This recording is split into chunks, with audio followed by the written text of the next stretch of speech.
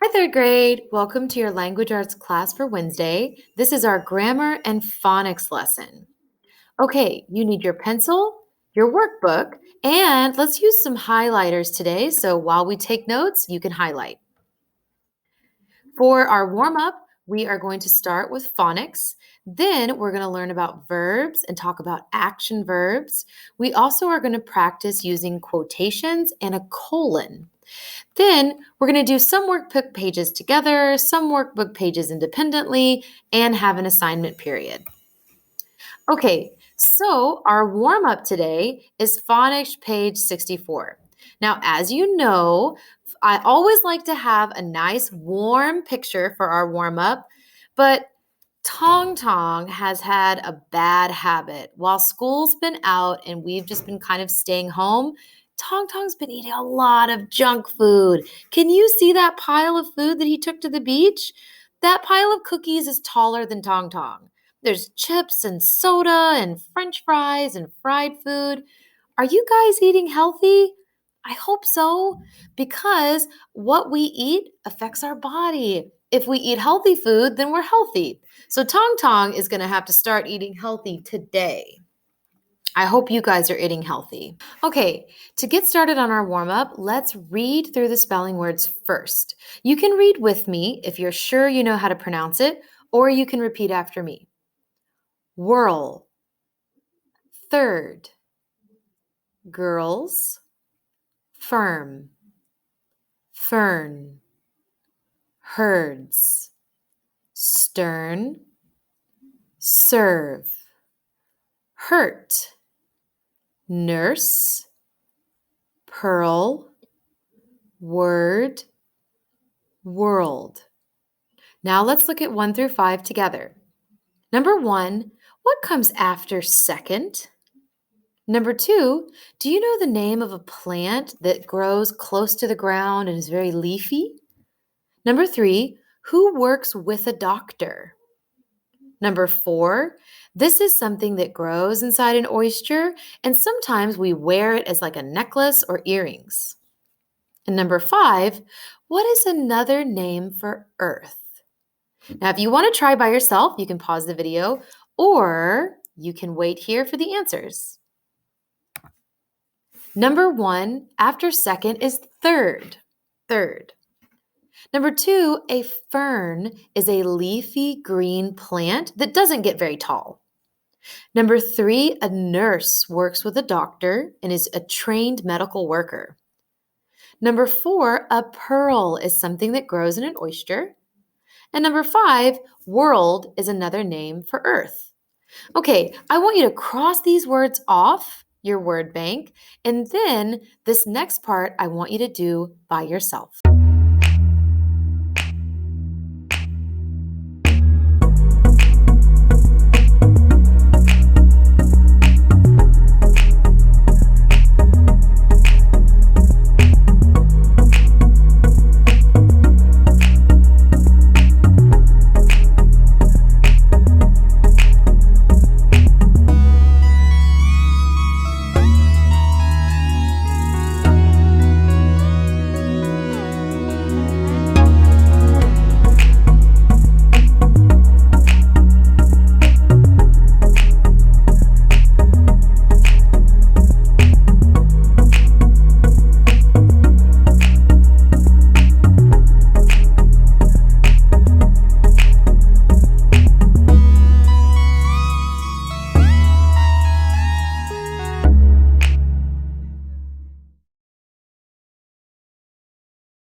Are you finished?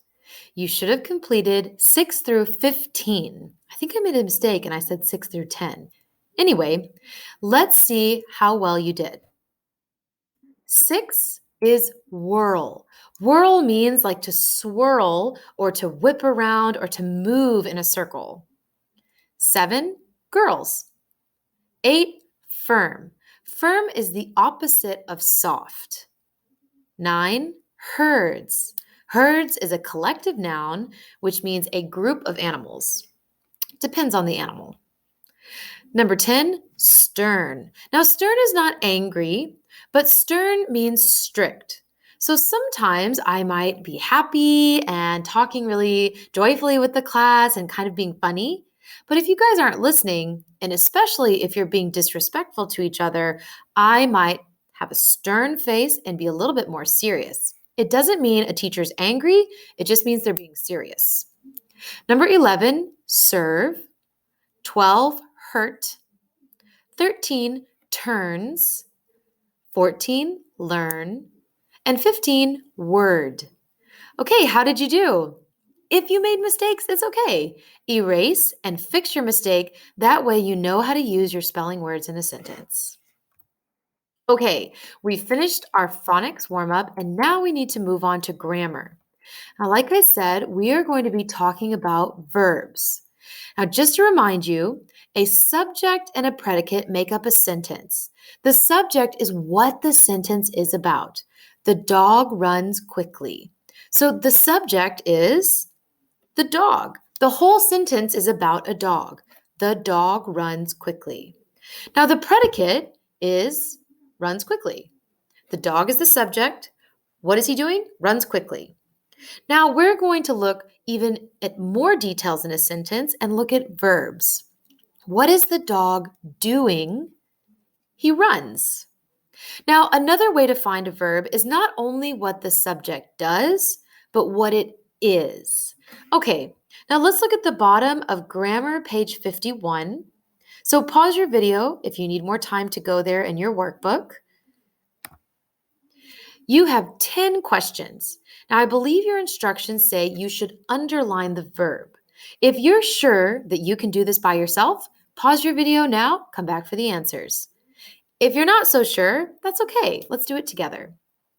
So, the subject of number 1 is I. I read a book about birds.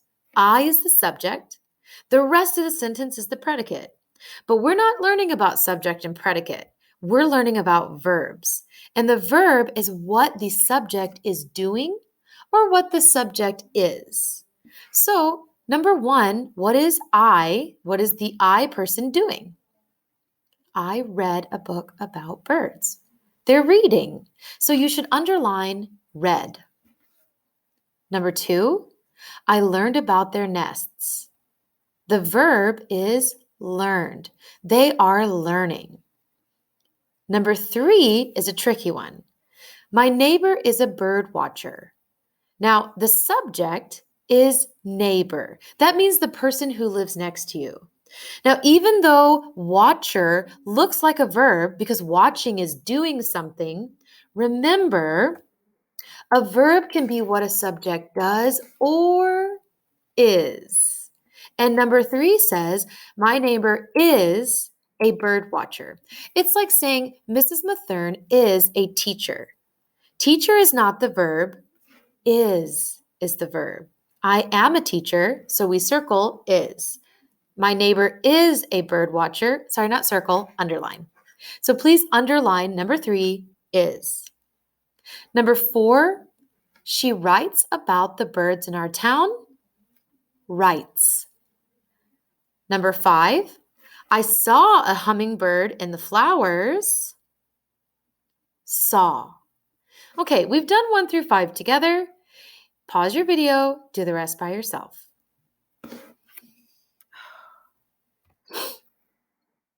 Okay, you should be back to check your answers.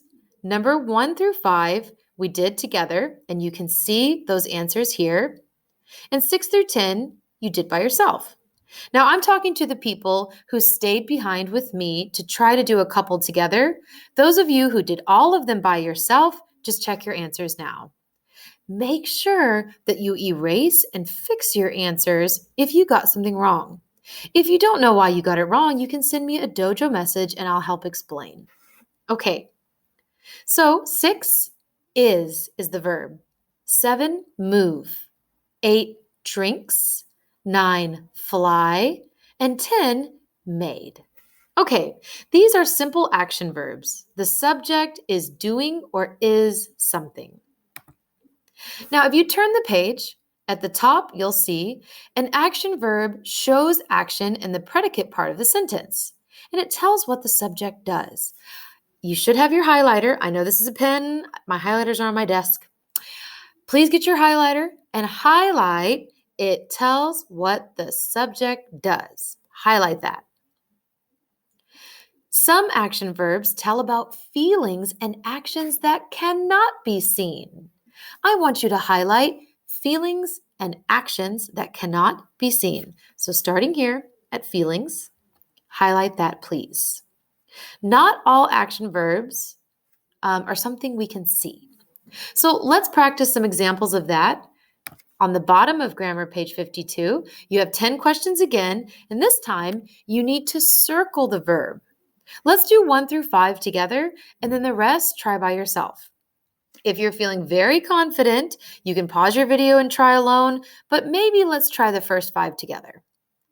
Number 1, our class planned a picnic. Our class is the subject. Planned a picnic is the predicate. The verb is planned. That's something they're doing. The class planned. So you should circle planned. Number 2, we put tablecloths on the picnic tables. We is the subject. What did they do? They put. So you should circle put. Number 3, everyone brought sandwiches. What did everyone do? They brought. Circle brought. Number 4, John likes potato salad. Now, this one's a hard one because you can't see what John is doing. John isn't running or jumping or tying his shoes. John likes potato salad. So likes is the verb. You can't see likes, but as we highlighted at the top of the page, sometimes you can't see action verbs. Sometimes they're feelings. Okay, so circle likes for number 4. Finally, the last one we're going to do together, number 5, he cooked the potatoes. What did he, the subject, do? Cooked. Okay, now do 6 through 10 by yourself.